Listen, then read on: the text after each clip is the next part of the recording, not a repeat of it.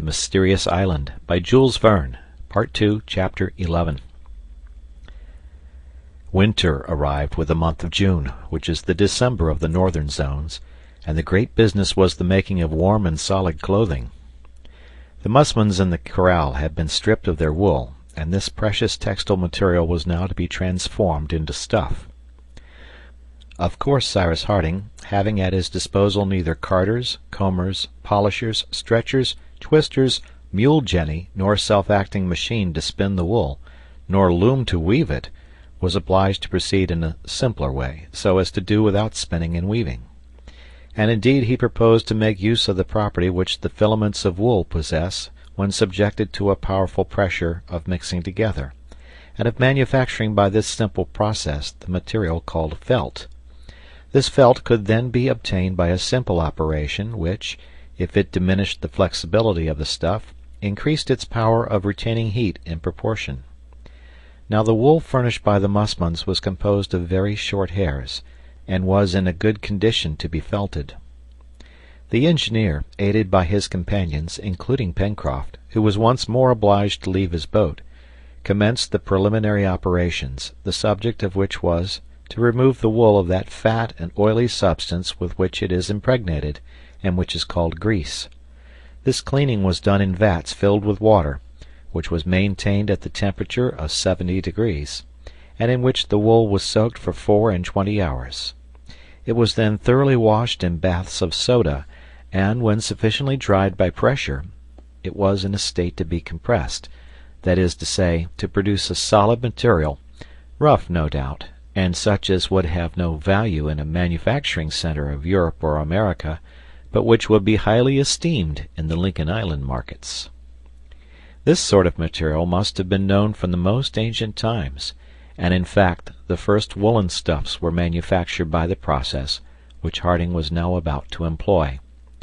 Where Harding's engineering qualifications now came into play was in the construction of the machine for pressing the wool, for he knew how to turn ingeniously to profit the mechanical force, hitherto unused, which the waterfall on the beach possessed to move a fulling mill.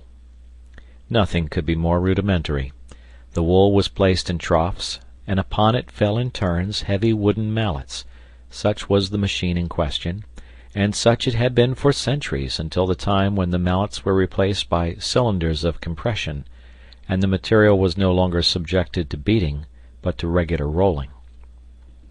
The operation, ably directed by Cyrus Harding, was a complete success. The wool, previously impregnated with a solution of soap, intended on the one hand to facilitate the interlacing, the compression, and the softening of the wool, and on the other to prevent its diminution by the beating, issued from the mill in the shape of thick felt cloth.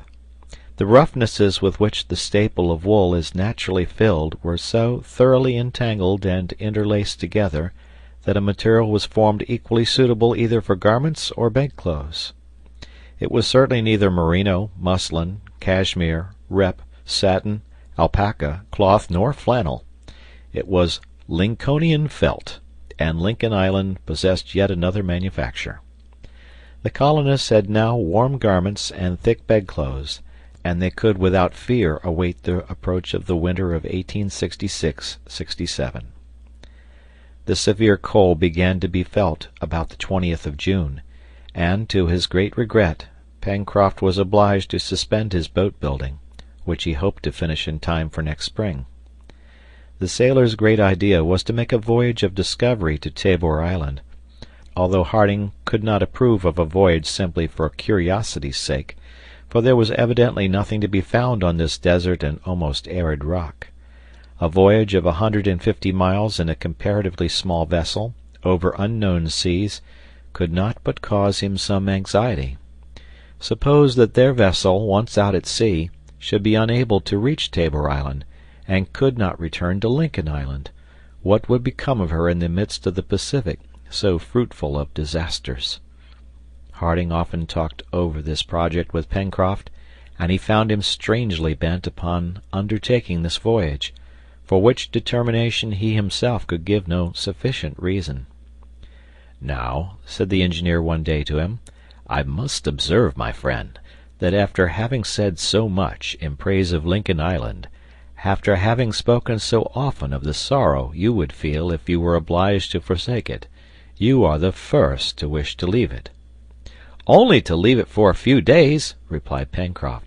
"Only for a few days, Captain. Time to go and come back, and see what that island is like." "But it is not nearly as good as Lincoln Island." "I know that beforehand." "Then why venture there?" "To know what is going on in Tabor Island." "But nothing is going on there. Nothing could happen there." "Who knows?" "And if you are caught in a hurricane?" "There's no fear of that in the fine season," replied Pencroft. "But, Captain, as we must provide against everything, I shall ask your permission to take Herbert only with me on this voyage." "Pencroft," replied the engineer, placing his hand on the sailor's shoulder, "if any misfortune happens to you, or to this lad, whom chance has made our child, do you think we could ever cease to blame ourselves?" "Captain Harding," replied Pencroft with unshaken confidence, "we shall not cause you that sorrow.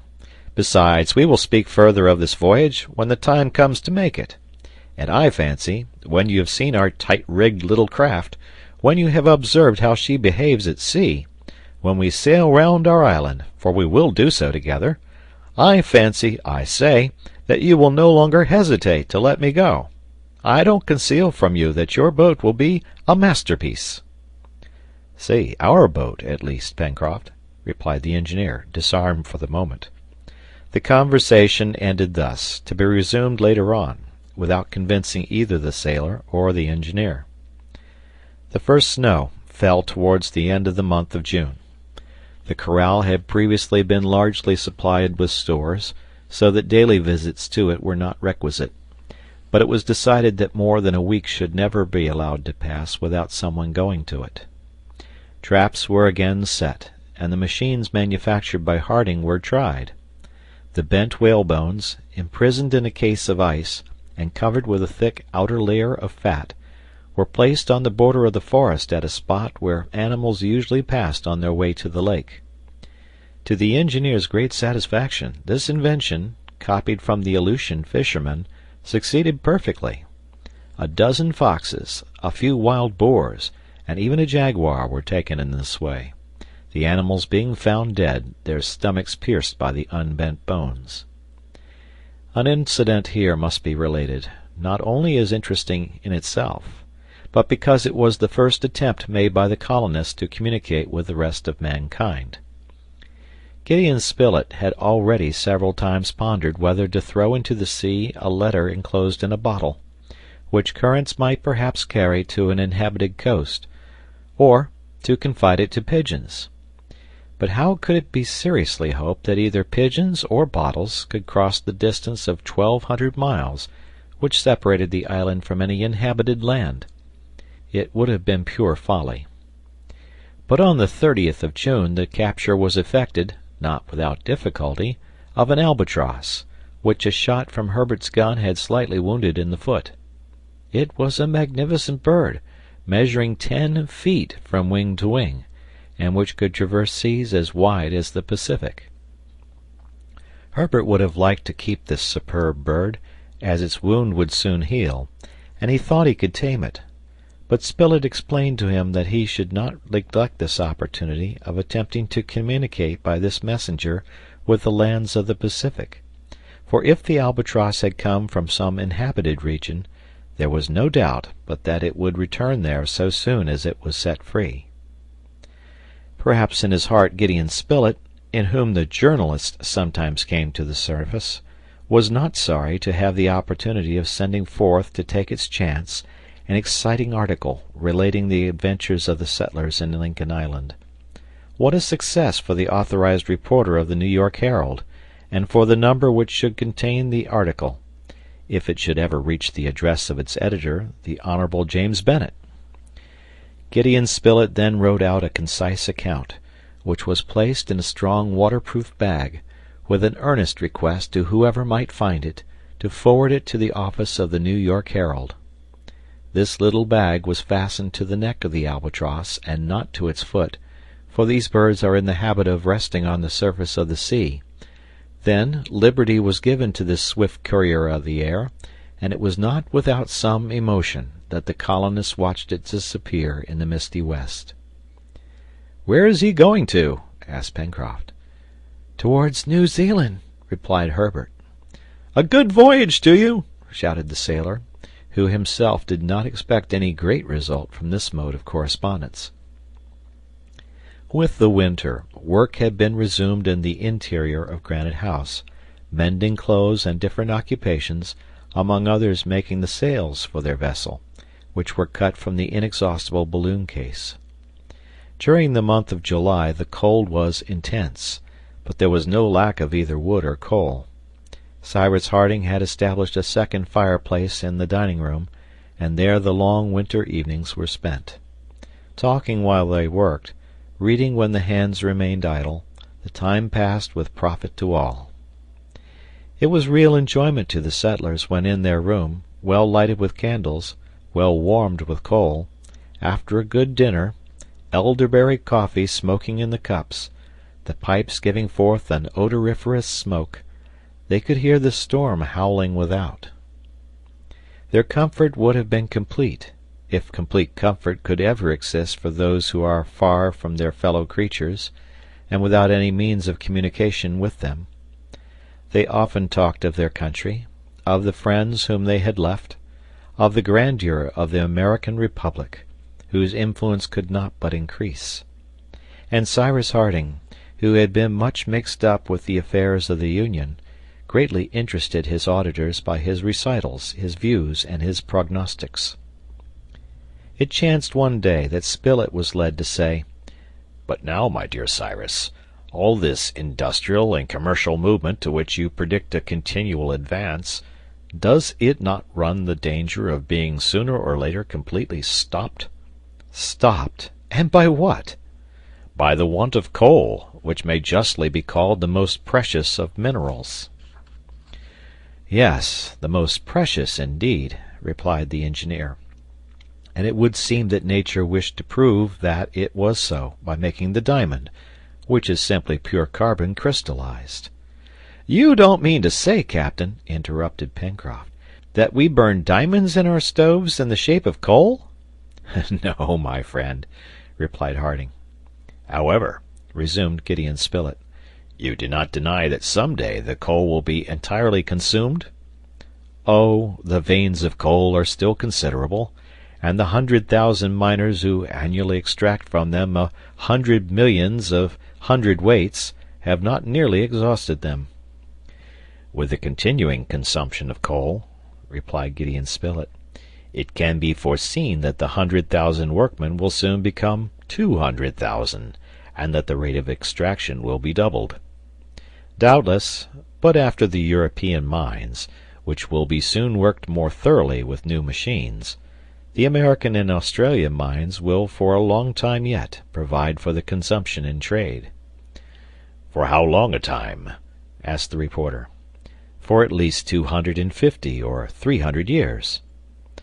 "That is reassuring for us, but a bad lookout for our great-grandchildren," observed Pencroft. "They will discover something else," said Herbert. "It is to be hoped so," answered Spilett, "for without coal there would be no machinery, and without machinery there would be no railways, no steamers, no manufactories, nothing of that which is indispensable to modern civilization." "But what will they find?" asked Pencroft. "Can you guess, Captain?" "Nearly, my friend." "And what will they burn instead of coal?" "Water," replied Harding. "Water!" cried Pencroft. "Water as fuel for steamers and engines? Water to heat water?" "Yes, but water decomposed into its primitive elements," replied Cyrus Harding, "and decomposed doubtless by electricity, which will then have become a powerful and manageable force, for all great discoveries, by some inexplicable law, appear to agree and become complete at the same time. Yes, my friends, I believe that water will one day be employed as fuel. The hydrogen and oxygen which constitute it, used singly or together, will furnish an inexhaustible source of heat and light, of an intensity of which coal is not capable. Some day the coal rooms of steamers and the tenders of locomotives will, instead of coal, be stored with these two condensed gases, which will burn in the furnaces with enormous calorific power. There is therefore nothing to fear. As long as the earth is inhabited, it will supply the wants of its inhabitants, and there will be no want of either light or heat as long as the productions of the vegetable, mineral, or animal kingdoms do not fail us. I believe, then, that when the deposits of coal are exhausted, we shall heat and warm ourselves with water. Water will be the coal of the future." "I should like to see that," observed the sailor. "You were born too soon, Pencroft," returned Neb, who only took part in the discussion by these words. However, it was not Neb's speech which interrupted the conversation, but Top's barking, which broke out again with that strange intonation which had before perplexed the engineer. At the same time Top began to run round the mouth of the well, which opened at the extremity of the interior passage. "What can Top be barking in that way for?" asked Pencroft. "And Jup be growling like that," added Herbert. In fact, the orang, joining the dog, gave unequivocal signs of agitation, and, singular to say, the two animals appeared more uneasy than angry. "It is evident," said Gideon Spilett, "that this well is in direct communication with the sea, and that some marine animal comes from time to time to breathe at the bottom." "That's evident," replied the sailor, "and there can be no other explanation to give. Quiet there, Top," added Pencroft, turning to the dog, "and you, Jup, be off to your room." The ape and the dog were silent. Jup went off to bed, but Top remained in the room, and continued to utter low growls at intervals during the rest of the evening. There was no further talk on the subject, but the incident, however, clouded the brow of the engineer. During the remainder of the month of July there was alternate rain and frost. The temperature was not so low as during the preceding winter, and its maximum did not exceed 8 degrees Fahrenheit. But although this winter was less cold, it was more troubled by storms and squalls. The sea, besides, often endangered the safety of the chimneys. At times it almost seemed as if an undercurrent raised these monstrous billows which thundered against the wall of Granite House. When the settlers, leaning from their windows, gazed on the huge watery masses breaking beneath their eyes, they could not but admire the magnificent spectacle of the ocean in its impotent fury. The waves rebounded in dazzling foam, the beach entirely disappearing under the raging flood, and the cliff appearing to emerge from the sea itself, the spray rising to a height of more than 100 feet. During these storms it was difficult and even dangerous to venture out, owing to the frequently falling trees. However, the colonists never allowed a week to pass without having paid a visit to the corral. Happily, this enclosure, sheltered by the southeastern spur of Mount Franklin, did not greatly suffer from the violence of the hurricanes, which spared its trees, sheds, and palisades. But the poultry yard on Prospect Heights, being directly exposed to the gusts of wind from the east, suffered considerable damage. The pigeon house was twice unroofed and the paling blown down. All this required to be remade more solidly than before, for, as may be clearly seen, Lincoln Island was situated in one of the most dangerous parts of the Pacific. It really appeared as if it formed the central point of vast cyclones, which beat it perpetually as the whip does the top. Only here it was the top which was motionless and the whip which moved. During the first week of the month of August, the weather became more moderate, and the atmosphere recovered the calm which it appeared to have lost forever. With the calm, the cold again became intense, and the thermometer fell to 8 degrees Fahrenheit below zero. On the 3rd of August, an excursion which had been talked of for several days was made into the southeastern part of the island, towards Tadorn Marsh. The hunters were tempted by the aquatic game which took up their winter quarters there. Wild duck, snipe, teal, and grebe abounded there, and it was agreed that a day should be devoted to an expedition against these birds. Not only Gideon Spilett and Herbert, but Pencroft and Neb also took part in this excursion. Cyrus Harding alone, alleging some work as an excuse, did not join them, but remained at Granite House. The hunters proceeded in the direction of Port Balloon in order to reach the marsh, after having promised to be back by the evening. Top and Jup accompanied them. As soon as they had passed over the Mercy Bridge, the engineer raised it and returned, intending to put into execution a project for the performance of which he wished to be alone. Now this project was to minutely explore the interior well, the mouth of which was on a level with the passage of Granite House, and which communicated with the sea, since it formerly supplied a way to the waters of the lake. Why did Top so often run around this opening?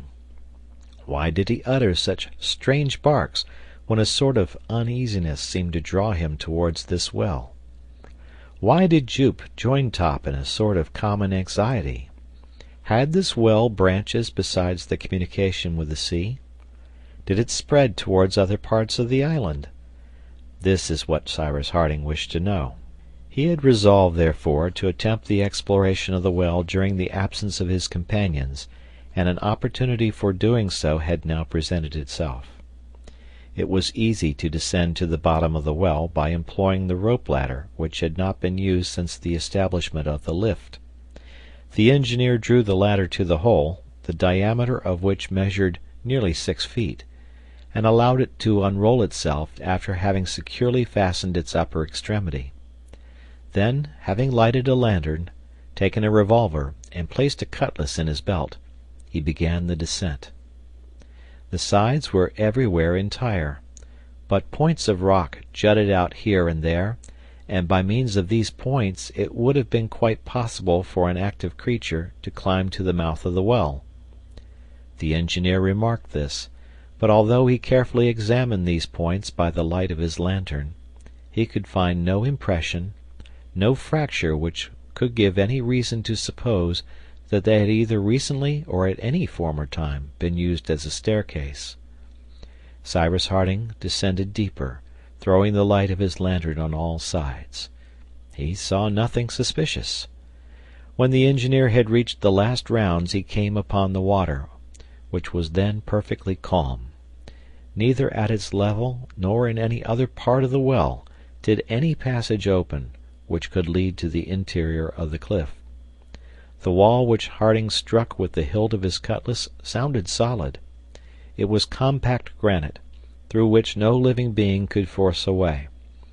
To arrive at the bottom of the well and then climb up to its mouth, it was necessary to pass through the channel under the rocky subsoil of the beach, which placed it in communication with the sea, and this was only possible for marine animals. As to the question of knowing where this channel ended, at what point of the shore, and at what depth beneath the water, it could not be answered. Then Cyrus Harding, having ended his survey, reascended, drew up the ladder, covered the mouth of the well, and returned thoughtfully to the dining-room, saying to himself, "I have seen nothing, and yet there is something there." End of chapter.